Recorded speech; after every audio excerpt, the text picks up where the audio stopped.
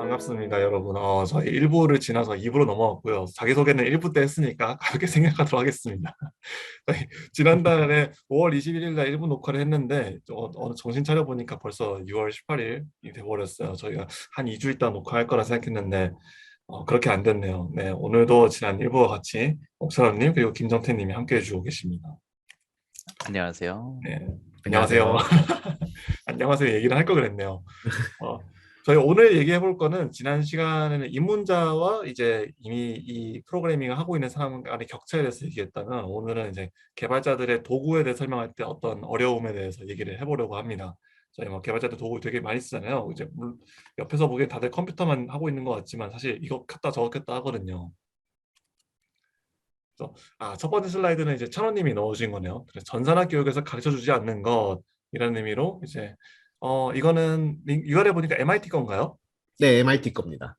네, 그렇군요. 한번 지금 적으신 문장 보면 CS 교육에서는 보통 빼고 넘어가는 가장 기본적인 도구 사용법, 쉘 스크립팅이라던가 이제 코드 에디터, 그다음에 버전 컨트롤 시스템 등을 가르쳐주는 수업 자료의 모음이다라고 링크를 남겨주셨군요. 네, 네. 이게 그러니까 우리가 이제 그 컴퓨터 공학이나 뭐 게임 공학 등 이제 학교에서 수업을 배우다 보면 아무래도 이제 포커싱 자체가 어떻게 보면 이제 CS에서 나오는 뭔가 이론들의 좀 교육이 비중이 많이 다뤄지는 게 사실이에요. 뭐 이제 그런 프로그래밍을 이제 뭐 메인으로 한다기보다는 이제 뭐 운영 체제라든지 컴퓨터 구조, 그다음에 뭐 객체 지향 이론 등 이제 좀 이론에 관한 내용들이 많고 우리가 프로그래밍이나 프로젝트를 할 기회는 사실상 뭐 과제 아니면은 이제 부가적으로 그냥 팀 프로젝트를 통해서 뭐 뭔가 직접 가르쳐 준다기보다는 약간 알아서 음, 하다 보니 하나 둘씩 알게 되는 케이스가 좀 많아요. 음, 사실 그래서 이런 이제 뭐 여기 나와 있는 목록들이 사실 실무 영역에 오면 굉장히 많이 쓰는 것들이잖아요. 근데 그렇죠. 근데 이게 컴퓨터 공학에서는 사실 직접적으로 가르쳐 주지는 않는 부분들이 많아요. 그래서 MIT에서는 이제 이렇게 전산학 교육에서 가르쳐 주지 않는 것이라는 것들로 이걸 묶어서 따로 또 별도의 수업을 다루고 또 이런 수업의 자료를 모아둔 걸 또 공개해서 이제 여러 사람들에게 좀 도움을 주고 있는 좀 그런 사이트입니다. 여기 나와 있는 것들 보면은 일단 쉘 도구와 스크립팅 이거는 저도 확실히 어떤 학부 때 공부했다라는 느낌이 없고 나중에 오히려 저희 그 여러 책들 중에서 파워쉘 다루는 책이 하나 있거든요. 그 책을 통해서 제가 쉘 스크립팅을 좀 약간 접하게 됐고 그 다음에 제가 갖고 있는 것 중에 그 만화로 배우는 시리즈 중에서 이런 시스템 관리 같은 게 있거든요. 지금 잠시 찾아보면은 네 하나 있군요. 그 카메라가 좀 켜져 있을 거니까 네, 이런 책입니다. 네, 책 홍보 아니고요. 네, 책 홍보 아니고 이런 걸 통해서 약간 간접적으로 배운 것 같아요. 학부 때는 따로 사실 조교분들께도 어떤 설명을 들어본 기억은 없는 것 같고요. 정택님은 어떠세요? 저는 조금 경로가 특이한데요. 그러니까 제가 이제 따로 사회에 나와서 필요에 의해서 대학교를 따로 처리를 하고 있는 과정이고 저는 고졸자거든요. 음, 일단은. 그래서 학부 때 뭔가 배운다 이런 개념 자체가 아예 없었고요. 저는 음, 이제 제가 독학으로 따로 하다가 나중에 이제 그 학원 통해서 한번 더 자세하게 배우고 그 다음에 들어왔거든요. 음, 이 과정을 거쳐본 입문자로서 할 수 있는 얘기는 정말 이게 있는지조차 모르는 게 너무 많습니다. 음, 특히 이 기시나 이런 유명한 것들은 얘기라도 듣죠. 저희 지금 회사에서 쓰는 뭐 퍼포스 뭐 이런 거는 음, 들어와서 알게 되고요. 쉘 스크립팅 이거는 쓰는지 안 쓰는지도 개념도 모르고 있다가 이제 정작 일 닥쳐가지고 보니까 그 빌드 자동화 할 때 이거 꼭 써야지 되고 막 이러면은 이제 그때부터 멘탈이 나가버리거든요. 그렇죠. 이게 확실히 가르쳐 주지 않는 것 자체가 이제 전산학 교육을 떠나서 그러니까 흔히 쉽게 프로그래머가 될 수 있다라고 하는 사람들이 숨겨놓고 말하지 않는 것이 더 올바른 표현이 아닐까 싶은 생각이 들 음, 정도입니다. 사실 프로그램 하는 사람도 모르는 게 여전히 있지 않을까요? 네. 음, 보자. 그리고 쉘 얘기했고 에디터. 저는 에디터를 이 빔을 처음 익힌 게 빔이랑 이맥스 익힌 게 아마 그 리눅스 파운데이션, 리눅스 재단에서 이제 하는 교육 프로그램이 예전에 코세라에 올라갔던 적이 있는데 지금도 있을지 모르겠네요. 코세라에서 보면서 그때 이제 빔을 조금 익혔던 것 같네요.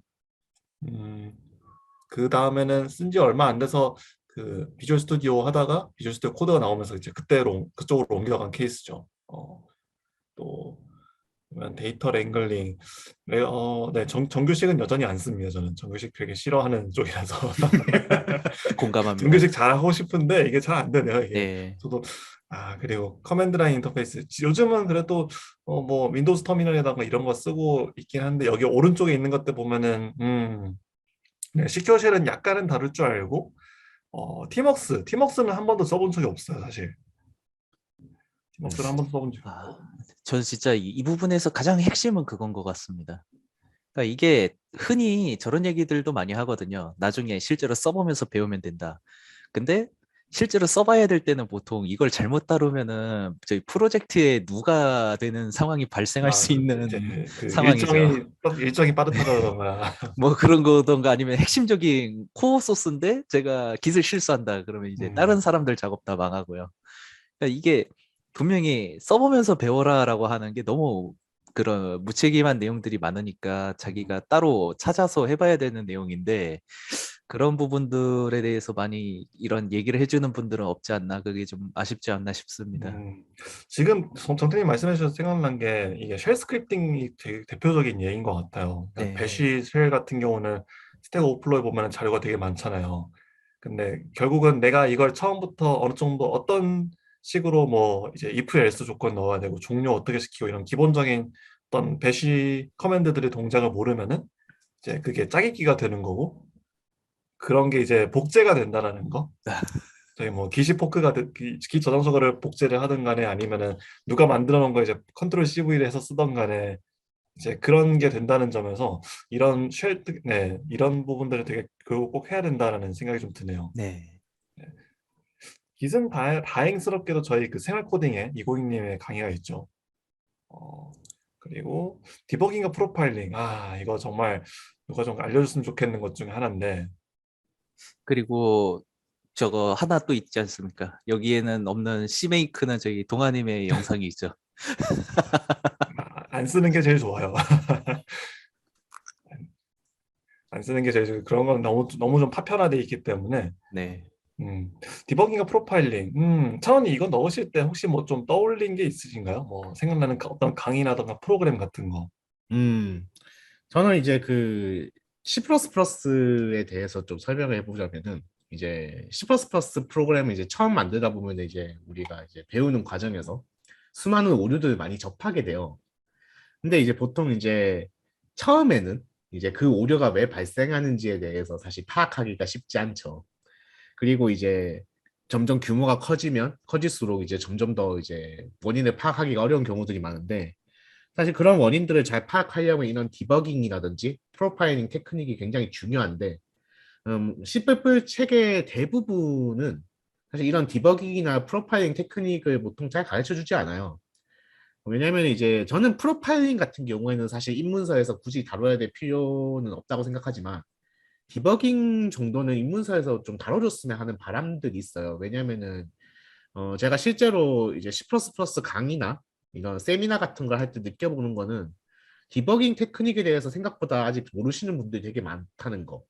예를 들면은 비주얼 스튜디오에서 그 디버깅 할 때 Cout 같은 걸 쳐서 확인을 한다든지 네, 로그 기반으로 뭔가 하시는 분들. 디버깅 툴들을 제대로 아직 잘 못 다루시는 분들이 되게 많더라고요. 음, 특히 뭐 브레이크 포인트는 그래도 좀 거시는 분들이 있는데 사실 비주얼 스튜디오에는 트레이스 포인트라고 추적점 같은 것들을 활용하면은 사실 굳이 뭐 프린트f나 Cout을 뭐 중간중간에 넣어가지고 이 함수가 뭐 호출이 됐는가 안 됐는가를 굳이 확인할 필요가 없어요. 트레이스 포인트 정도로 확인할 수 있기 때문에. 근데 그런 테크닉을 모르시다가 이제 제가 처음에 알려드리면 되게 신기해하는 그런 인생 별건 경험들이 손해봤어 막 이런 느낌으로. 꽤 있었단 말이죠.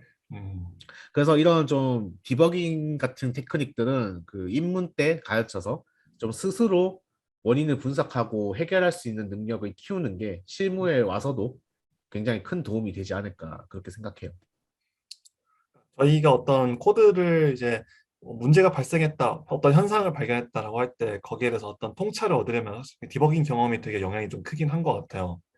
음. 저도 저 같은 경우 이제 뭐 이런 비주얼 뭐지 쿠다 좀 할 때 이제 아 이거 엔비디아에서 비주얼라이징 해주는 거 너무 좋다 막 이런 것들 좀 많이 느꼈는데 이런 뭐지 외부적인 도구 다루는 거 꼭 좀 가르쳐 주는 거 필요한 것 같다라고 많이 느낍니다. 하지만 조교분들도 아마 못 가르쳐 주겠죠 이런 거는. 저는 거기에서 이것도 있다고 생각합니다. 그러니까 잘하는 프로그래머에 대한 이미지가 지금 잘못된 게 너무 크다고 생각합니다. 이게 잘하는 어떤 의미인가요? 그러니까 코드를 짤 때 버그 없이 짠다. 항상 성능은 잘 나온다. 그러니까 내가 음, 한 거는 항상 고민을 깊게 했고 내가 할 수 있는 최선을 다했고 나는 좋은 프로그래머이기 때문에 내 코드엔 버그가 없을 것이고 내 코드는 항상 빠를 것이다라는 근거 없는 믿음을 갖고 계시거나 그렇게 돼야 된다고 믿거나 그게 제일 멋진 프로그래머라고 믿는 그런 풍조도 좀 있는 것 같거든요. 그래서 이제 디버깅을 해볼 때 그냥 안 되면은 아 이건 당연히 원래 그런 것이다.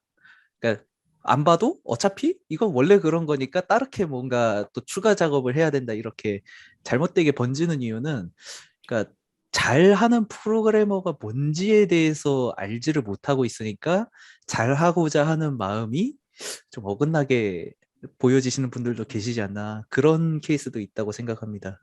음.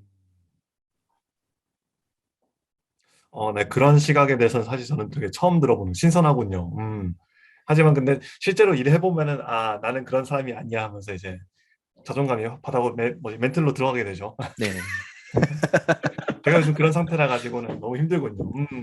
맨 처음에는 그런 가능성도 생각을 안 해보고 그냥 하다가 음, 나중에 누가 그 저 뭐 사수나 이런 사람이 코드 이렇게 돼서 잘못됐다 눈앞에 딱 들이밀면은 그렇게 되지 않습니까 보통. 아, 네, 그렇지 않더라도 같이 디버깅 하다가 아 이렇게 하면 돼요 하면서 뭔가 예. 사사사 풀어 나가는 약간 그런 느낌. 음, 그렇죠. 그다음 메타 프로그램 여기서 말 이거 어떤 의미로 메타 프로그램 넣으셨는지 궁금합니다, 차원님. 아, 여기 메타 프로그래밍이 적혔다고 해서 그 C++에 있는 메타 프로그래밍은 아니고요, 네, 당연히. 템플릿 네, 아니고요. 그거 아닙니다. 그거 생각, 그게 이게 C++ 코리아라는 그룹이다 보니까 그걸 생각하기가 굉장히 쉬운데 네, 그런 이유는 아니고요. 여기서 메타 프로그래밍이라고 얘기하는 것들은 이제 굉장히 다양한 것들이 포함되어 있어요. 뭐 예를 들면은 우리가 뭐 패키지 매니저 그런 것들도 디펜던시 관리 같은 것들이 여기 들어가 있고요. 음, 아니면 이제 컨티뉴어스 인테그레이션 시스템이라든지 네, 이런 류들이 이제 자동화라던가. 들어간 뭐 테스팅이라든지 이런 것들이 포함된 게 메타 프로그래밍의 영역으로 잡혀 있어요. 음, 그렇죠. 약간 뭐라고 할까요? 프로젝트 관리 영역에서 필요한 것들 그런 부분들이 들어가 있다라고 이해할 수 있겠네요. 그렇죠. 뭐 예를 들어서 프로젝트에 뭐 버전을 붙이는 기법이라든지 음, 네, 이런 것들이 포함되어 있죠. 빌드 관리라던가요. 네, 맞습니다. 그 다음에 나온 게 보안과 암호화. 저는 이거를 공부했던 게 학부 때 공부하긴 했네요. 네, 수업을 들은 기억이 있습니다. 보안과 암호화. 보안도 이게 사실 컴퓨터 뭐지 호스트 환경에 대한 보안이 네트워크 보안 이것도 나눠져 있잖아요. 암호화 그렇죠, 그렇죠. 부분은 사실 공부할 때 보면은 수학부터 시작하고 저희 음, 가령 뭐 이제 RSA 키 같은 거 하려면 이제 그 소수에 대해서 공부를 시작하는 거죠. 이런 거 가르쳐 주는 거 가능한가 싶네요. 설명하려면 못할 것 같은데. 이거는 저가 요즘에 좀 느끼는 게 있어서 얘기를 조금 드리고 시작하자면은 그런 것도 있는 것 같습니다. 그러니까 이미 완성되어 있는 것들의 안정성이 너무 높기 때문에 이거는 이미 어차피 제공되고 있는 다른 사람이 누군가 제3자가 만든 걸 쓸 것이라는 가정하에 안 얘기하는 것 같습니다. 음, 저희 그렇죠. 예, 뭐 아무와도 AES나 얘기하신 RSA나 이런 거 제공되고 있는 라이브러리 보통 쓸 거고 이런 건 특히 또 한번 잘못되면은 파급력이 엄청나지 않습니까? 이게 뭐 그 복호화 했는데 복호화가 안 돼 버린다거나 이러면은 특정 상황에서만 복호화가 안 돼서 신호는 다 정상이었는데 데이터가 이상해졌다 뭐 이런 상황이 음. 벌어지면 안 되니까 이거 원래 남의 걸 쓸 거다라는 가정하에 아무 이것도 얘기 안 하시는 게 아닌가 그런 생각이 좀 듭니다. 여기서 얘기하는 보안과 암호화는 뭐 우리가 AES 알아야 된다. 이런 류는 아니고요. 그렇군요. 우리가 이제 실생활에서 적용해 볼 수 있는 보안이나 암호화 같은 것들 이야기예요. 뭐 예를 들면은 2FA 같은 거, 아니면 PGP, SSH, 나 비트로커 이런 걸 사용하는 거 이야기하는 거거든요. 음, 네, 이것도 사실 우리가 이제 실생활에서 사실 많이 사용하는 것들이고, 그리고 실제로 사용해야 되는 것들이죠. 실제로 많이 사용하고 있죠. 요즘은 2FA 같은 것들은. 뭐 비틀라커 같은 경우는 사실 되게 간단하게 설정창에서 다룰 수 있는 거기도 하고. 네. 그렇군요. 그러면 군대에서 얘기하는 그런 통신 보안에 관련된 그런 내용이겠군요, 거의. 통신 보안인가? 통신 하지만 이런 보안이야. 것들도 이제 CS에선 가르쳐 주지 않으니까 좀 다뤄볼 필요는 있어서 이제 여기 음, 포함이 된 것 같습니다. 네, 오케이, 알겠습니다. 저희 그러면 다음 슬라이드 한번 넘어가 보죠. 아, 네. 도구와 함께 공유하는 지식. 이거를 제가 지난번에 넣을 때 이런 질문들을 좀 스스로 했던 것 같아요. 개발 도구에 대해서 지식만 알려주면은 깊이를 더하기 좀 어렵지 않나? 어떻게 공부해 줄지 같이 알려야 되지 않나? 아니면은 개발자가 이제 새로운 도구를 도구를 대해서 공부하거나 아니 도구를 적용할 때 어떤 맥락을 가지고 어떤 나름의 주관을 가지고 이제 접근해야 되는가? 이제 이런 걸 좀 얘기를 해보고 싶었어요. 글쎄요. 저 같은 경우는 제가 어떤 비주얼 스튜디오만 쓰다가 C메이크를 쓰게 된 결정적인 이유는 C메이크가 저를 도울 거라는 어떤 판단이 섰기 때문에 이제 그렇게 시작을 한 거였거든요. 두 분도 약간 그런 툴이 있으신가요? 제가 그러면 먼저 좀 얘기 드리면은 그게 네. 있습니다. 첫 번째로는 일단 전 빔을 꽤 처음에 그렇게 접했습니다. 음, 그러니까 제가 원래 일 시작을 완전히 프로그래머부터 한 게 아니라 그 시스템 관리 쪽을 있었거든요. 시스템 관리 쪽에서 이제 서버 쪽 접해보고 이러면서 그 안에서 어차피 그 컴퓨터는 제대로 된 아이디나 이런 게 없으니까 그냥 빔으로 해가지고 처리해야 되는 일들이 있었고 내가 만약에 그런 데서 코딩을 하게 되면은 빔을 써야 될 것이다. 그러므로 빔을 알면 좋겠다. 뭐 이런 식으로 해서 처음에 시작을 했거든요. 음, 그런데 지나면서 제가 느낀 거는 이제 결국에는 그 제가 프로그램을 뭘 할지에 대해서의 고민을 해봐야 그게 결정이 되겠더라고요. 그때 이 상황에서 코딩을 하면은 빔이 써야겠지만 정작 제가 지금 나와서 하는 거는 윈도우에서밖에 안 하거든요. 음. 빔을 쓸 이유가 없죠. 더 불편하죠. 할 수는 있겠지만 굳이. 네. 그냥 VS 쓰면 훨씬 편하죠. 그리고 음, 다른 사람들하고 협업할 때조차 불편하고요. 거기에서 느낀 거는 이제 내가 대체 프로그램으로 뭘 할 건가를 알아야 그 업계에서 쓰는 거를 다시 찾아서 도구로 올바르게 습득을 한 상태에서 일을 가지면은 제대로 된 그 연장된 뭐 내가 미리 잘 공부해서 가서 뭔가 좀 더 효과적으로 쓴다거나 이런 일이 있지 않을까 그런 음. 생각을 합니다. 음. 네, 천원이 같은 경우는 이거는 꼭 내가 공부를 해야겠다. 이 도구는 나를 도와줄 것이다. 이런 느낌으로 좀 접하게 된 툴이 있으신가요? 음, 저는 이제 아까 전에 그 디버깅 때 이야기했던 거랑 관련 있는 이야기를 좀 하고 싶은데, 네네. 우리가 어떤 이제 프로그래밍을 할 때 뭐 도구들을 사용하잖아요. 뭐 예를 들면은 비주얼 스튜디오를 사용할 때 뭐 니샤퍼 10불불이나 이제 비주얼 어시스트 X 같은 것들을 같이 사용하는 경우들이 있어요. 이제 이런 도구들은 약간 리팩토링을 쉽게 할 수 있도록 도와주고 정적 분석을 통해서 내가 코드를 어떤 부분에서 좀 잘못 사용하고 있는 건지를 확인시켜주고 어떻게 하면 개선할 수 있는지 대안을 좀 제시해주는 그런 도구들인데 저는 그런 생각들을 좀 해요. 그러니까 우리가 도구를 쓰는 거랑 도구를 잘 쓰는 거는 좀 다른 맥락이라고 생각을 하거든요. 음, 그러니까 예를 들면은 뭐 아까 전에 얘기했던 거를 조금 차용해 보자면 우리가 비주얼 스튜디오라는 아이디를 사용하는 거는 많이 해요. 근데 비주얼 스튜디오라는 아이디를 잘 사용하는 거는 공부를 좀 해야 되는 영역이에요.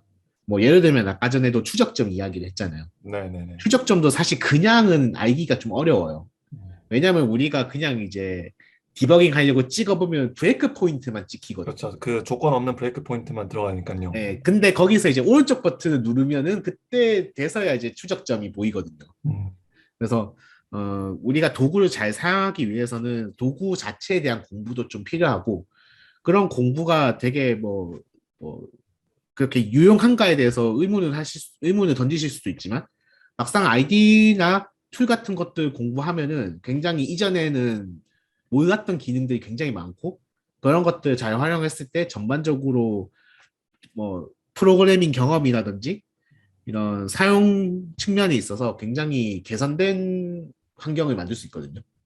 그래서 도구도 좀 공부가 필요한 영역이고 그런 도구들을 공부했을 때 좀 더 잘 쓸 수 있다. 그래서 도구는 그냥 뭔가 일종의 그냥 보조 도구가 아니라 내 메인 도구와 또 같다고 생각해요. 그래서 메인 도구도 프로그래밍 자체만큼이나 중요하고 공부할 필요성이 있다. 좀 이렇게 정리해 볼 수 있겠습니다. 자, 그다음에 저는 지금 도구가 나를 어떻게 도울 수 있는가라는 이제 생각으로 이제 뭘 하나를 공부했다라고 얘기를 했었는데 혹시 그거 이외에 어떤 다른 생각을 좀 해보신 적이 있으실까요? 어떤 부분에 대해서 얘기신지 조금 헷갈렸습니다. 그러니까 글쎄요. 저는 지금 제 차례밖에 안 떠올라 가지고는 제대로 네. 문장을 만들진 못했는데 그러니까 이 도구는 너무 싫다. 싫다는 이유가 있다. 이런 것이 될 수도 있고요. 이게 저건 것 같습니다. 그 일단 도구도 사람이 만드는 거고 하다 보니까 이 도구를 처음에 기획한 사람이 생각한 워크플로우에 맞게 돌아가게 돼 있거든요. 뭐 빌드 절차라든가 이런 것들 체크하는 것들 출력 이런 게 다 그렇게 돼 있기 때문에 나한테 안 맞는 도구를 나한테 맞는 게 있는 줄도 모르고 어거지로 쓰고 있다 보면은 고통을 받더라고요. 그러니까 음, 도구와 함께 항상 꼭 공유돼야 되는 거는 이게 그런 도구라는 게 아무리 업계에서 표준적으로 쓰고 널리 쓰고 해봤자 나 자신한테는 안 맞을 수 있다. 안 맞을 수 있는데 이게 남에게 피해를 끼치지 않는 선에서 어디까지 내가 이게 유동적으로 움직일 수 있는가. 이 도구 말고 딴 걸 썼을 때 우리 팀 작업에 문제가 없는가. 뭐 제가 했는데 혼자 인코딩이 바뀌어버린다거나 네. 파일이 새로 바뀌어버려가지고 다른 분들이 보시면 한글이 안 나온다거나 이러면 안 되죠. 그래서 이게 그 선택권이 어디까지가 나의 선택이 가능한가 이런 부분들에 대한 포인트들 이게 진짜 실무에서밖에 못 얻는다고 보거든요. 그래서 그런 지점들에 대한 지식을 누군가 공유해 주면은 학생분들에게 도움이 되시지 않을까. 뭔가 음, 아직 시간이 더 많고 해볼 수 있을 때 하나라도 더 도구를 접해보시고 이게 나한테 맞구나 뭐 이런 게 좀 같이 공유되면 좋을 것 같다고 생각합니다. 음. 지금 정태님 얘기 듣다가 생각난 건 저는 클랭 포맷이 좀 생각이 났어요. 그러니까 제가 가끔씩 다른 이제 오픈된 것들 보다 보면은 이제 컨벤션이 제가 쓴 것과 안 맞아서 좀 보기 힘든 거라던가 보통 아니면은 이 컨벤션 도저히 용납이 안 된다 그래서 네. 클랭 포맷 한번 돌려가지고는 제 스타일로 바꿔서 본다던가 근데 이제 커밋에서 푸시를 컨트리뷰션 해야 되는데 그런 작업이 들어가 있으면 이제 또 리젝을 먹겠죠 아마. 네. 그런 케이스가 좀 떠올랐네요. 그 유명한 만화도 있지 않습니까? 그 네. 제가 예. 알리바이를 만들어 드릴 수 있습니다. 맞습니다. 네. 사장님께서 도끼를 들고 컨벤션을 바꾼 친구를 찾아가는 그렇죠. 예. 인덴트를 얼마나 넣을 거냐, 그다음에 저희 이 중괄호를 붙일 거냐, 띄울 거냐. 네. 이게 진짜 개발자 실무자들 사이에서 진짜 그런 그 살인도 용납할 수 있다는 듯한 만화가 나올 수 있는 영역이지만 아무도 안 가르쳐 주거든요. 그렇죠. 요즘은 그래도 예. 저희 시버블 쪽은 이제 아이디들이 다 클랭 포맷 파일을 해석해서 해주니까 좀 많이 편해지긴 했어요. 네. 음, 오케이. 자, 다음 슬라이드 넘어가 보겠습니다. 프로그래밍 언어만 배우면 프로그래머가 되는 건가요? 이제 프로그래밍 언어는 수단인데 목표가 되어버린 경우가 있지 않은가? 궁극적으로 입문자에게 필요한 것은 목표인가? 입문자가 겁먹는 지점은 어디인가? 이런 거에 대해서 얘기를 좀 해보면 좋겠습니다. 이거는 제가 추가를 드렸으니까 조금 얘기를 운을 띄우고 시작을 해보겠습니다. 네네. 그러니까 그게 있거든요. 프로그래밍 언어의 그 API 기능들 이런 거를 외우는데 매몰되는 분들이 계십니다. 음, 이거는 그런 게 있어서 내가 만들고 싶은 목표를 조금 더 쉽게 만들게 도와주는 역할이고, 뭐, 물론 잘 쓰면은 잘하는 것처럼 보이고 좋을 수도 있고, 간략하게 할 수도 있지만, 이 안에 숨어 있는 것들을 모르는 채로 그냥 지나가시는 분들이 굉장히 많다고 느꼈거든요. 이게 언제 느꼈냐면요. 저는 이제 지금은 씨뿔뿔 쪽에서 일을 하고 이렇게 씨뿔뿔 코리아에서 활동을 하고 있지만, 예전에는 회사는 C샵을 썼거든요. 음, C샵을 쓰면서 이 GC라는 게 그 뒤에 있지 않습니까? 네. 메모리 개념이 없는 분이 메모리 할당이나 해제를 모르는 상태에서 그냥 막 쓰신 거죠. GC라는 게 돌아가고 있고 나는 그냥 쓰면 된다. 막 하다가 어느 날 그 이제 고객분께서 버튼을 이렇게 눌렀더니 버튼 뭐 두세 번 누르면은 메모리 아웃으로 그 클라이언트에 심각한 문제가 터진다거나 이러는 경우가 발생하는 상황들을 봤는데요. 이분은 이제 당연히 GC는 있고 GC를 돌리면 다 해결될 것이고 이거는 뭐 완전 무결한 툴이다라는 인식을 갖고 당연히 그렇게 작업을 하겠죠. 그걸 의심해서는 한도 끝도 없다고 생각하니까요. 근데 오작동을 했으면은 이렇게 생각하더라도 이게 사람이 만드는 거니까 뭔가 실수할 수도 있는 부분이 있나 이런 것들을 의심해보고 확인해보고 체크를 해봐야 될 텐데 그걸 어떻게 하는지조차 놓쳐버리는 거죠. 그냥 나는 프로그래밍 언어를 배웠고 이 언어는 그걸 보장해준다고 했으니까 괜찮다. 근데 실제 OS 동작은 달라버리면은 이제 문제가 많이 생기죠. 특히 C# 같은 거는 뭐 저 맥의 배포 버전이라던가 리눅스 배포 버전이라던가 이런 게 다 프레임워크가 따로 나가지 않습니까? 그 자기네들끼리 만들어서.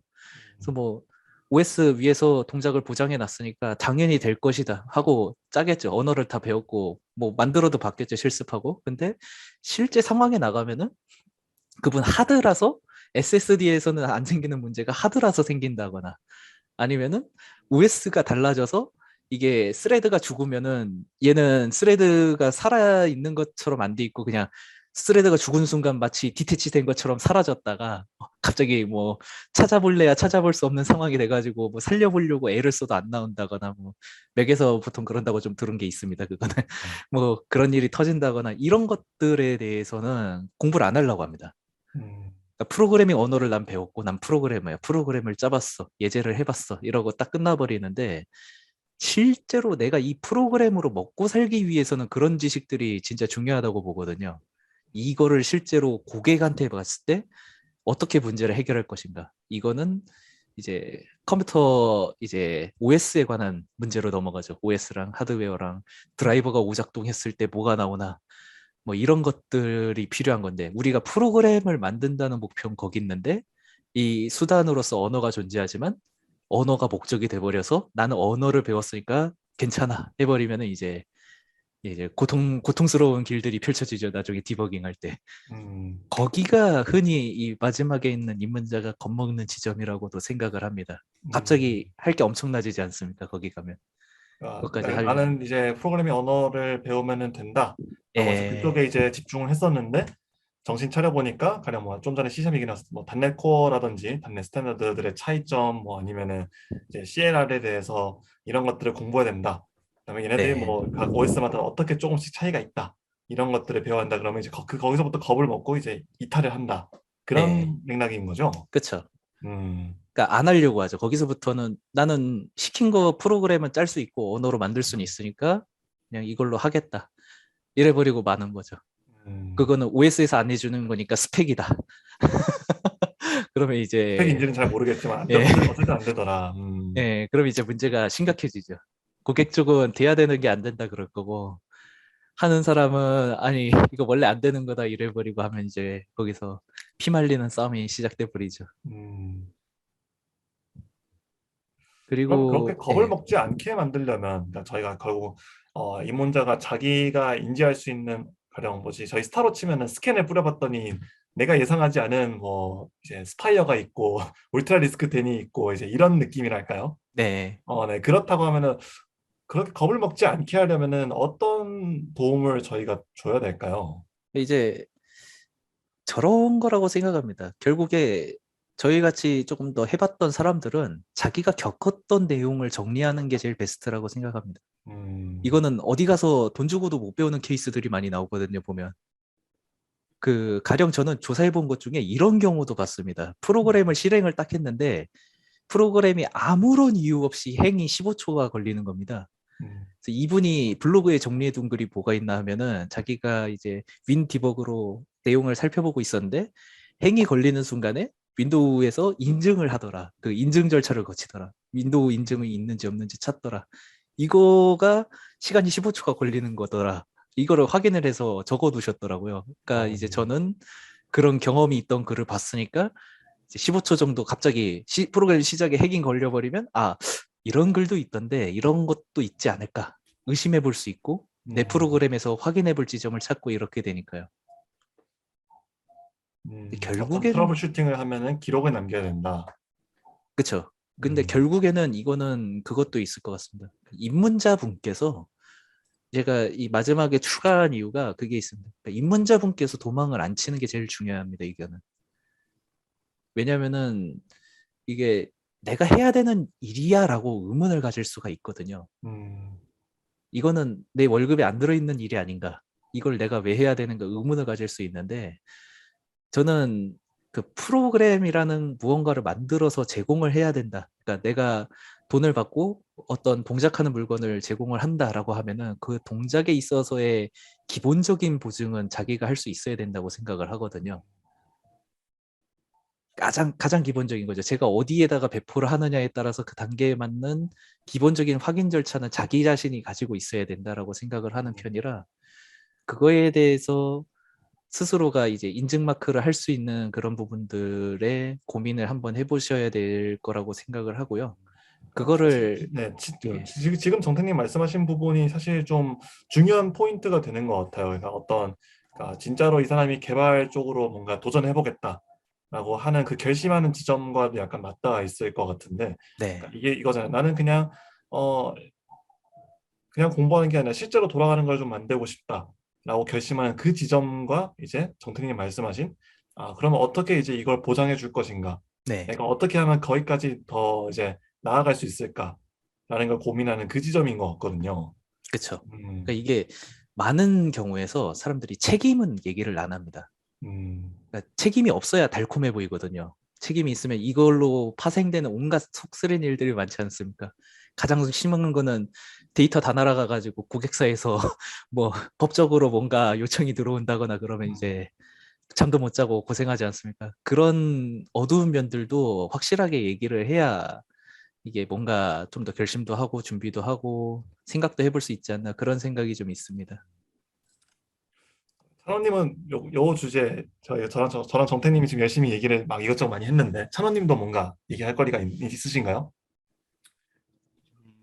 음, 그쵸. 이게 프로그래밍 언어가 이제 저도 일종의 수단이라고 생각하는데 이게 프로그래밍 언어와 관련된 기능을 막 많이 알고 막 깊게 파고 이런 것이 전부인 걸로 이야기하시는 분들이 간혹 있으신 것 같아요. 음, 근데 저는 그런 지식보다는 기본적으로 어떤 라이브러리나 프로그램을 만들면서 알게 되는 그런 테크닉들이 좀 더 유용하다고 많이 생각하고 음, 또 우리가 그런 뭐 프로그래밍 언어에 있는 모든 기능을 다 활용하냐고 물어보면 그것도 아니라고 생각해요.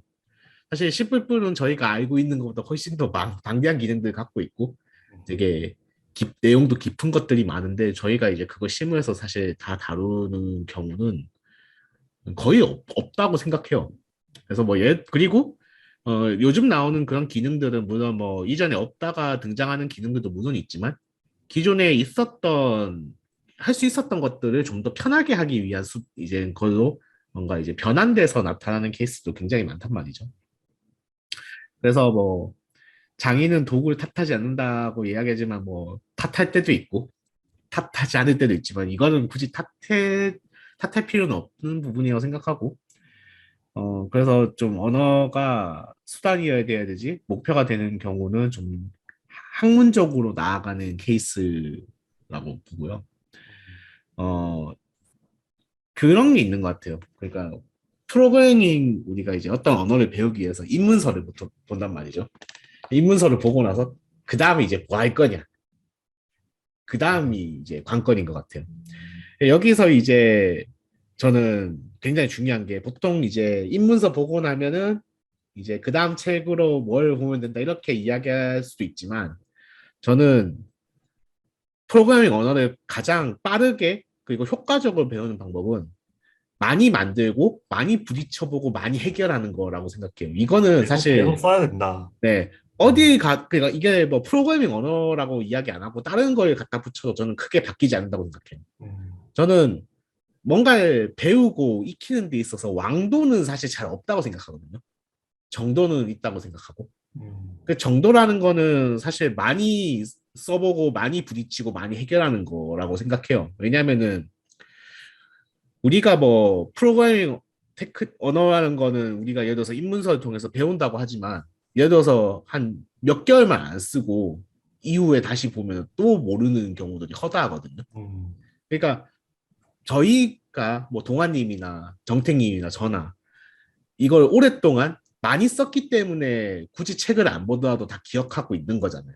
그렇죠. 뭐 네. 굳이 이제 뭐 저희 뭐 프로그래밍 C 프로그래밍 랭귀지 표준 같은 거 안 열어보고 그냥 키워드 몇 개로 검색할 수 있고. 네, 물론 뭐 정말 우리가 깊은 내용 봐야 될 때는 표준 문서에 간혹 꺼낼 때도 있지만 음, 이제 많이 쓰는 기능들은 이제 굳이 안 꺼내도 머릿속에 있는 경우가 대부분이고 뭐 간혹 혹시 약간의 기억이 안 날 때는 검색 정도를 통해서 간단하게 확인해 볼 수 있잖아요. 그래서 기억이란 걸 하는 거는 많은 사용 그리고 많은 시행착오를 통해서 쌓인다고 생각하기 때문에 언어를 기능을 많이 아는데 초점을 맞추는 것보다는 내가 알고 있는 것들을 많이 써보면서 점점 더 늘려나가야 되는 게 더 중요하지 않나? 음. 그렇게 생각합니다. 저는 그 늘려나간다는 부분이 첫 제2의 프로그래밍 언어라고 할까요? 마치 저희가 그 학생 때 고등학생 때 뭐 제1 외국어, 제2 외국어 이렇게 하는 것처럼 다른 프로그래밍 언어도 같이 이제 하게 하는 게 좀 도움이 되지 않을까라는 생각을 좀 가지고 있어요. 음, 그러니까 프로그래밍 내가 아는 언어가 뭐 굳이 C++이 아니라도 뭐 과연 고어 언어라던가 C샵이라던가 하나만 알고 있으니까 그 하나만 자꾸 보게 되는 거 아닌가? 음, 거기에 쉽게 매몰되는 이유가 프로그래밍 언어를 너무 적게 배우기 때문이 아닌가? 하나만 배우기 때문이 아닌가? 음. 음. 자, 그럼 또 다음 슬라이드 한번 넘어가 보겠습니다. 처음 Git과 Git 서비스를 접했을 때 입문 단계에서 처음 만나는 장벽을 회고해 보면 이거는 제가 넣은 슬라이드인 것 같은데 왜 이게 들어가는지 기억이 좀 긴가민가하네요. 근데 이거 만약에 그러면 저도 드릴 수 있는 말이 있는 것 같습니다. 제가 네, 얼마 전에 저지르기도 했거든요. 네네네. 저희 시풀풀 코리아에서. 이게 그러니까 저는 이제 얘기 드렸던 테크를 탔던 사람이고 하다 보니까 이 소스 관리 툴을 정말 야매로만 접했습니다. 음, 처음에는 SVN 접했고요. 이 회사 처음 왔을 때 전 회사에서도 SVN으로 했었고 그다음에 퍼포스로 넘어간 케이스거든요. 그러니까 깃이라는 거를 정말 그냥 저는 곁다리로만 제 혼자 프라이빗으로 쓸 때만 브랜치를 나눌 필요도 없죠. 그러면 제 혼자 하는 거니까 그 상태에서 쓰다가 얼마 전에 이제 저희 씨뿔뿔 코리아에서 작업할 일이 있어서 깃에서 브랜치를 쓰려고 딱 했더니 문제가 바로 터졌죠. 제가 메인을 이상하게 잡아가지고 막 브랜치 갈라치기 되고 막 헷갈리고 막 보고만 있어도 현기증은 나는데 복구는 안 되고 이런 상황들이 터지던데 그러니까 이게 그런 게 좀 있습니다. 그 당연히라고 생각해서 설명을 안 하는 내용이 정말 많습니다. 물론 그거를 그때 다 설명하기에도 너무 방대하지만 당연하다라는 게 얼마나 잔인한 얘기인가도 한 번쯤은 같이 생각해 볼 필요가 있지 않나라는 음. 부분이 있습니다. 이건. 어, 확실히 그런 거 어떤 정태님 지금 말씀하신 경험이라고 할까요?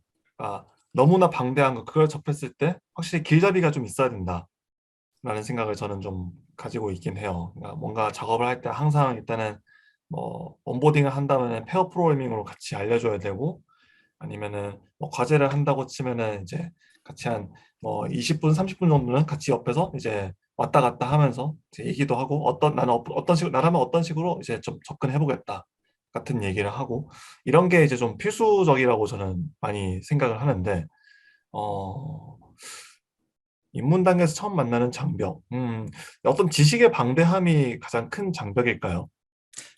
저는 여기서 장벽이라고 할 수 있는 얘기는 이런 건 것 같습니다. 그러니까 이거는 꼭 프로그램이 아니더라도 모든 영역에서의 입문자분들께서 갖춰야 되는 생각이라고 저는 그렇게 느끼는데요.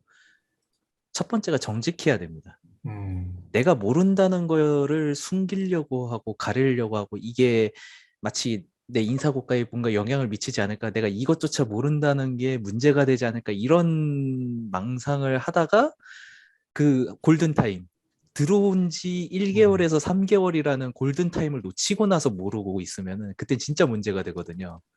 차라리 들어와서 한 2개월에서 3개월까지는 이게 모르면 물어보기가 쉽습니다. 그냥, 처음 하고 모를 수도 있지. 이렇게 접하는 분들도 많고, 나도 그땐 몰랐어. 해주실 분들도 많고, 물어보면 빨리 되는데, 이걸 묻지 못하는 분들이 있는 것 같거든요. 제가 이렇게 주변에서 봤을 때는. 그래서 정직하고 솔직하게 그냥 자기가 모르는 거 모른다고 하고, 인정 빨리 하고, 그냥 빨리 찾아보는 거. 이게 여기에서의 베스트 상황이라고 생각을 합니다. 장벽을 넘는 가장 좋은 방법, 장벽인지 모르겠지만 일단 예. 이런 걸 만났을 때 제일 좋은 방법은 그냥 도움을 구하는 거다. 그 자기 자신을 속이지 않는 것 같습니다. 음, 제일 중요한 건. 자기 자신을 속이지 예. 않는다. 도움은 구하는데 내가 모르는 게 아니다라고 속이거나 이럴 거 없이 어차피 나중에 모르는 거 티 나게 돼 있거든요. 그러니까 내가 모르는 건 모르는 거다 인정 빨리 해버리고 빨리 찾고 제대로 알 때까지 그냥 숙달만 하면은 짧게 끝날 텐데요. 일주일 만에 끝날 일을 모르는 건데 알고 있다라고 어거지로 그냥 막 찾아가지고 어떻게든 해보고 이러다 보면은 이게 한 달, 두 달, 세 달 넘어가고 나서 그 다음에는 이제 실제 문제가 돼버리는 나는 경력을 쌓았지만 그 문제를 해결할 수 없는 이런 상황이 오는 것 같습니다.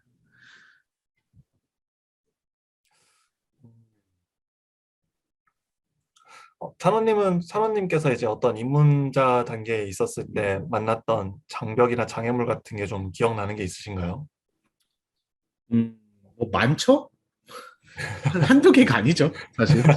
네, 뭐 하긴 뭐 저희는 뭐 이제 사실 다 그렇지만은 공부하다 죽어야 되는 이거 고민이다 뭐 보니까. 입문이라고 표현했지만 사실 입사라고 바꿔도 똑같고요. 음, 네, 뭐 사실 장벽이란 게 한두 개가 아니라고 생각하는데, 뭐 정택님이 이제 질문에 대한 이야기를 하셨으니까 조금 더 이제 말을 얹어보자면, 어, 이 질문의 종류에 따라서 조금 나뉘어야 될 것 같아요. 뭐 예를 들면은 내가 이거를 아예 몰라요.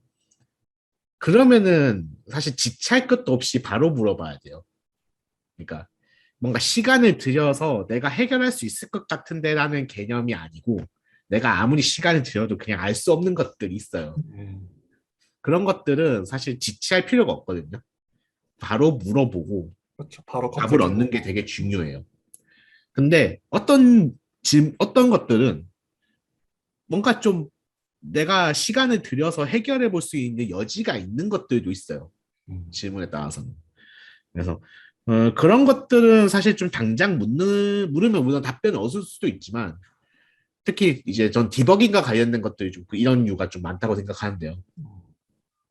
어, 그러니까 디버깅 같은 걸 할 때 예를 들면은 내가 이쪽 도메인 지식을 아예 몰라요. 그러면 사실 디버깅을 해도 모를 가능성이 굉장히 높거든요. 그래서 처음부터 약간 도움을 받는 게 좀 좋을 것 같고요. 반면에 내가 도메인 지식을 알고 있어서 좀 파보일 여지가 있고 뭔가 좀 그 뭐야 그럴까 어 불치가 아니고 좀 난치 그러니까 난항이 있는 디버깅들은 좀 아, 시간을 나, 들여서 파보는 것도 꽤 도움이 돼요. 그러니까 그렇다고 뭐 무작정 막 예를 들어서 난 일주일 만에 이걸 끝내야 되는데 뭐 5일 내내 그렇게 하라는 얘기는 아니고 이제 약간 이제 데드라인을 두기는 해야 되겠죠. 예를 들면 뭐 하루 정도 봤는데 뭐 잘 뭔가 진행이 안 된다. 이럴 때는 이제 다른 사람들에게 내가 어떤 문제를 겪고 있는지 공유해서 도움을 받는 거 되게 중요하지만 하루 정도는 만약에 여유 시간이 있다면 본인이 스스로 좀 해결해 보려고 이것저것 분석해 가면서 하는 것들이 어 되게 생각보다 많은 경험치가 되고 나중에 여러모로 도움을 받을 수 있는 그런 또 시간과 경험이 되거든요. 본인이 스스로 좀 부딪혀보는 것이 최소한은 좀 필요한 부분이 있다. 네, 어, 왜냐하면 그런 시간이 아깝다고 생각하실 수도 있지만 그렇게 디버깅을 하기 위한 과정들이 생각보다 나중에 다른 작업들에 부딪혔을 때 꽤 시간을 단축해 주는데 도움을 주거든요. 저도 뭐 최근에 회사에서 경험한 케이스기도 하고요. 그래서 사실 뭐 제가 해결했던 케이스는 사실 물어볼 사람도 없어서 좀 난감했던 케이스긴 한데 좀 시간을 들여가면서 이것저것 원인도 뭐 이건가 저건가 이렇게 하나씩 소거해 가면서 찾아서 만약에 해결한다면 또 본인대로의 성취감도 클 뿐더러 많은 경험이 되기 때문에 뭔가 내가 지금 당장 질문을 해야 되는가 또는 약간 시간 투자를 해보고 질문을 해야 되는가를 잘 구분하셔서 그런 것들 잘 질문하시면 본인에게도 또 상대방에게도 도움이 되지 않을까 그렇게 좀 생각해 음, 봤습니다. 네, 저희가 이제 그러면은 네, 아마 제 기억에 이 슬라이드가 마지막 슬라이드였던 것 같아요. 지속 가능한 학습에 대해서 알려줄 수 있을까? 이 부분은 제 기억에 아마 찬호님께서 넣어주셨던 슬라이드 같네요. 네, 교사 출신 있는 거 보니까 찬호님 슬라이드가 맞군요. 양성이라는 표현을 하기에는 각자 이제 여기서 말하는 양성이라는 게 개발자 양성이라 한다 할 때 그 표현입니다. 그 개발자를 양성한다는 표현이 표현을 가져다 사용하기에 각자의 위치라던가 어떤 시야가 너무 다르지 않은가. 그다음에 물고기를 주기보다는 물고기 잡는 방법을 가르쳐야 된다. 뭐 그런 얘기가 지금 적혀 있는데요. 음, 저는 이제 이 양성이라는 표현, 개발자 양성이라는 표현을 되게 싫어하는 쪽의 사람 중에 한 명인데, 결국은 개발자 개인은 이제 개인만의 어떤, 아까 이제 뭐 개인만의 경험치를 가지고 계속 분할을 해나간다라고 보기 때문에, 이걸 일괄적으로 만들면은 오히려 더 비효율적일 거라고 저는 좀 생각을 하는 쪽이긴 합니다. 물론 이제 어느 정도 뭐라고 해야 되지? 최소 어떤 임계점까지는 좀 양성하는 게 빨리 도달할 수 있도록 도와주는 방법일 수 있겠지만은 결국 그 학원을 통해서 공부를 한다고 하더라도 아니면은 뭐 무크를 본다고 하더라도 임계점을 지나면 결국 그 사람의 어떤 경험치 저희가 좀 전까지 얘기했던 어떤 툴 사용 방법 아니면은 디버깅 할 때 노하우 아니면 어떤 문제를 겪어봤는가에 대한 어떤 프로젝트 경험적인 요소들 그런 것들이 다 이제 뭉쳐서 다르게 나타날 거라고 생각을 하거든요. 어, 그러면 이제 결국 그런 생각을 갖고 있는 저로서는 항상 고민하고 있는 게 내가 어떤 답을 줘야 된다라고 할 때 여기서 이 사람이 더 나아갈 수 있나? 아니면은 말 그대로 여기서 지속 가능성이죠. 이 사람이 계속 개발을 할 때 내가 모든 답을 줘야 되나? 아니면 어느 정도 비워놓고 답을 줘야 되나? 뭐 이런 것들을 좀 고민하게 되는 것 같아요. 그래서 이 질문을 처음에 가져온 것 같은데 여기다가 이제 찬호님 달아주신 게 물고기 주기보다 물고기 잡는 방법을 가르쳐라. 이 문구를 이제 붙여주셨거든요. 혹시 약간 부연 설명을 좀 부탁드려도 될까요? 이 개발자 교육이란 게 참 힘든데 사실 좀 그 교육이라는 게 되게 어려운 주제예요. 음, 사실 우리가 교육이란 거는 일단 기본적으로는 같은 걸 가르칠수록 비용을 적게 쓸 수 있고요. 각자에게 특화될수록 비용이 비싸져요. 네, 기본적으로 이런 특성들 많이 띄거든요. 그래서 학원이 싸고 과외가 비싼 거거든요. 간단하게 얘기해서. 음, 어, 저는 학습에 있어서는 기본적으로는 당연히 학보단 투자되는 시간이 많아야 된다고 생각해요. 음, 근데 프로그래밍이나 개발 쪽에 오자면은 저는 그 평균적인 습 시간보다 훨씬 더 많은 습이 필요하다고 생각하거든요. 음, 그러니까 더 많이 그러니까 익히는데 시간을 들여야 돼요. 왜냐면은 뭐 동아님께서도 설명해 주셨지만 우리가 예를 들어서 웹 개발을 해보고 싶다. 이렇게 예를 들었을 때 사실 각자 만들고 싶은 거는 다 다를 것 같아요. 그러니까 내가 웹 프로그래밍이라는 기술을 익히고 난 다음에 만들고 싶은 거는 좀 각자가 굉장히 다를 거라고 생각이 드는데 그런 거를 사실 학원에서 커버하기에는 한계가 있어요. 우리가 학원이나 이런 그 인터넷 교육 사이트를 통해서 배울 때는 획일화된 예제 또 획일화된 내용들을 가르쳐야 되다 보니까 내가 직접 뭔가를 만들고 싶을 때 필요한 기술들 또 라이브러리 이런 것들은 사실 알려주기가 되게 힘들거든요. 음. 그래서 보통 뭐 그런 데서 이제 뭐 멘토라든지 그런 사람들을 이제 데리고 이제 각각 1대1로 뭔가 질문 답변을 하거나 이런 식으로 좀 진행을 하고 있죠. 뭐 이제 한 네다섯 명과 이제 한 명의 튜터라고 할까요? 이렇게 그룹핑을 네. 한다라던가. 네. 그렇죠. 이제 그런 제안들도 이제 실제로 많이 오고요. 뭐, 이제 멘토링 해줄 수 있냐 이런 유들의 이제 부탁들도 많이 오는데 음, 저는 기본적으로는 뭐 우리가 처음 배운 데 있어서 뭐 언어를 사용하는 방법, 뭐 기시나 기타브를 사용하는 방법 이런 류들은 사실 알려줘야 된다고 생각해요. 왜냐면 그런 준비도 없이 뭔가를 만드는 거는 아예 뭐 비유하자면은 목수한테 나무를 깎아달라고 부탁을 했는데 톱이랑 도끼도 안 갖다 주고 해달라는 거랑 다를 바가 없다고 생각하거든요. 하지만 우리가 이제 도끼나 톱을 쓰는 방법을 알려줬다면 이제 나무를 어떻게 깎을 건가에 대해서는 좀 본인이 익혀나가야 되는 시간이라고 생각해요. 물론 이제 나무를 잘 자르는 방법, 나무를 뭐 다듬고 손질하는 방법, 이런 것들이 당연히 현역 개발자들이 직접 가르쳐 줄 수 있는 영역이지만 뭔가 그걸 직접 알려줬을 때에는 이제 그 사람이 배우는 사람 입장에서는 당장에는 뭔가 굉장히 잘 다듬어진 나무를 만들 수 있겠지만 뭔가 변형을 시켜야 된다. 음, 네, 그런 지금, 네, 그렇죠. 아니면 좀 특별한 요구사항이 붙어 있다라던가. 네, 변형이 되기 시작하면 사실 잘 대응을 못할 가능성이 좀 있다고 생각해요. 근데 그런 변형에 잘 대응하려면 본인이 이것저것 많이 해본 사람일수록 이런 변형을 좀 잘 대응한다고 생각하거든요. 그래서 저는 물고기를 주는 방법은 그렇게 바람직하지 않다고 생각해요. 음, 왜냐하면 물고기 잡는 방법을 가르쳐야 물고기를 잡는 다른 방법들을 요구할 때 잘 변형할 수 있다고 생각하거든요. 음. 정태님은 이 네. 부분에 대해서 혹시 뭔가 코멘터리 좀 달아주실 만한 게 있을까요? 어, 저는 여기에 핵심은 두 가지라고 생각합니다.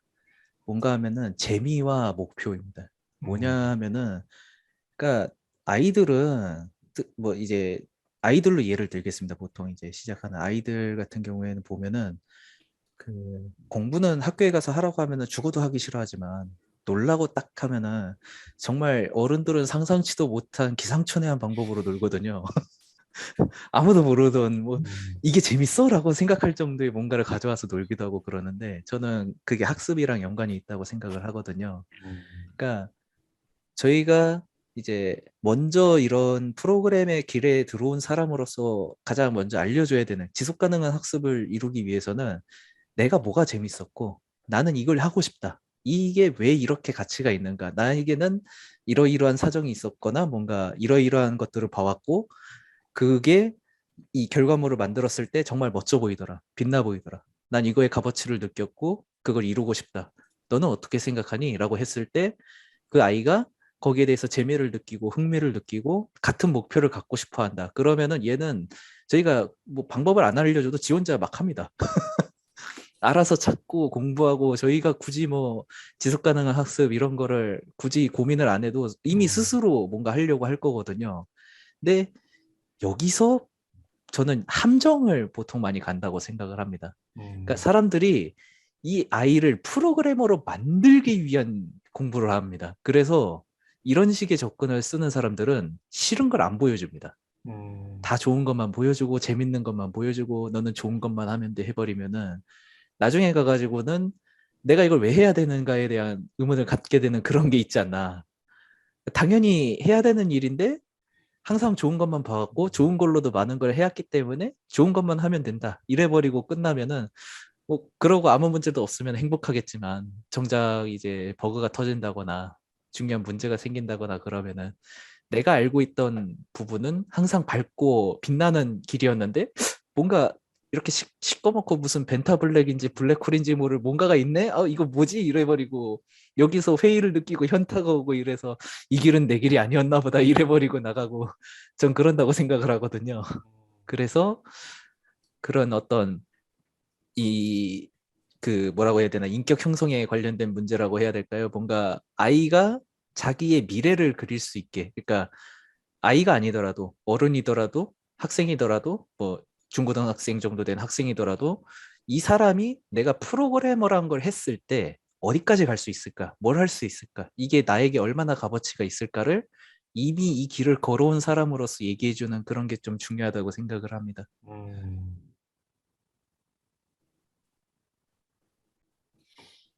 음, 뭘 해줄 수 있을까? 그러니까 지금 사실 그 정태님께서 재미라는 표현을 쓰셨잖아요. 네, 여기서 말하는 재미라는 게 사실 그러면서 이제 어떤 빛과 어둠을 같이 주지 않고 빛만 줘버렸다, 편식을 시켰다라는 네, 것처럼 저는 좀 느껴지긴 했어요. 이제 아이라는 비유를 하시니까. 네. 음, 그러니까 좋은 것만 겪게 하면은 그런 게 좀 있는 것 같습니다. 음. 그러니까 언제나 저희가 뭔가 어떤 이제 학생분께 새로운 이제 입문자분께 뭔가를 드린다고 하면은 언제나 그 물고기만 주지 말고 그냥 물고기에 흰살만 주지 말고 물고기 내장도 줘야 된다 이런 건가? 그렇죠.